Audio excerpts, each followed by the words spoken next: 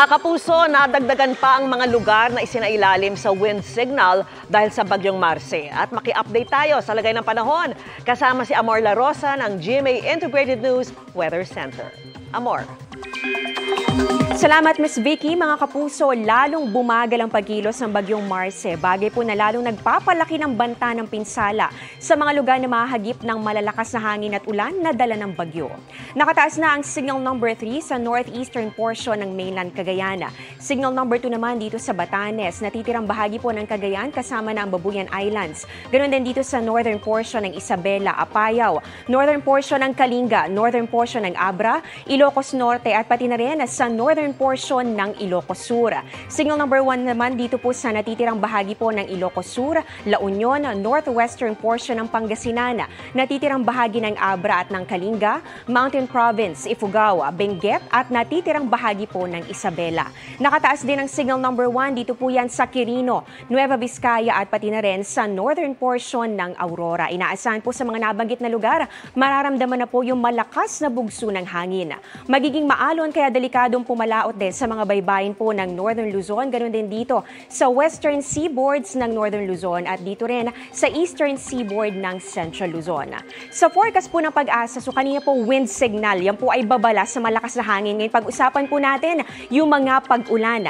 Intense to torrential o mga matitindi at halos tuloy-tuloy po ang mga pag-ulan na dapat paghandaan ng mga residente dyan po sa Cagayan, Apayao at pati na rin sa Ilocos Norte.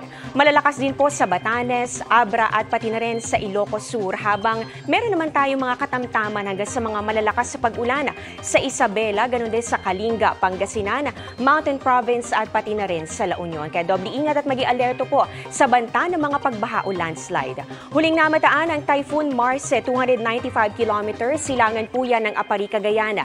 Taglay nito ang lakas ng hangin nga abot sa 150 kilometers per hour at pabugsong papalo naman sa 185 kilometers per hour.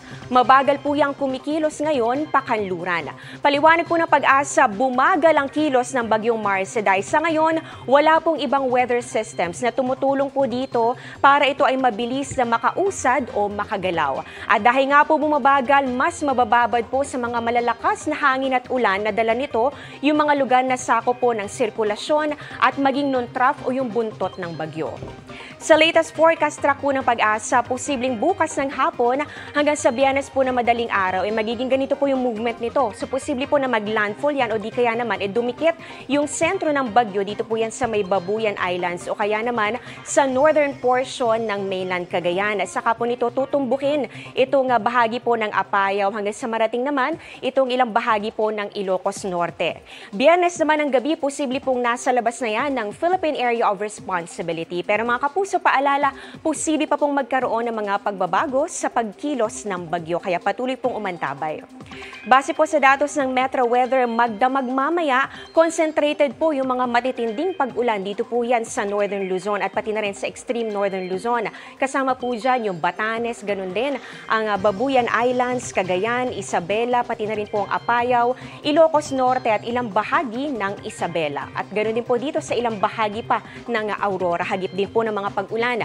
Magtutuloy-tuloy po yan kinaumagahan, kaya po mataas po ang banta ng mga flash flood at ganoon po ng landslide. At bago magtanghali hanggang hapon at gabi naman, posible rin po yung mga kalat-kalat na pag-ulan.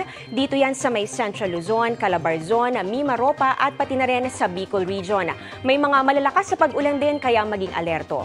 Dito naman sa Metro Manila, may chance rin po ng mga pag-ulan, lalong-lalo na pagsapit po ng hapon at sa gabi. Posible ring umulan sa ilang bahagi po ng Visayas at Mindanao at meron po mga malalakas sa pag-ulan. Dito yan sa Negros Island Region, pati na rin po sa Leyte Provinces at dito sa halos buong Mindanao. At yan ang latest sa lagay ng ating panahon. Ako po si Amor La Rosa. Ito ang GMA Integrated News Weather Center. Maasahan anuman ang panahon.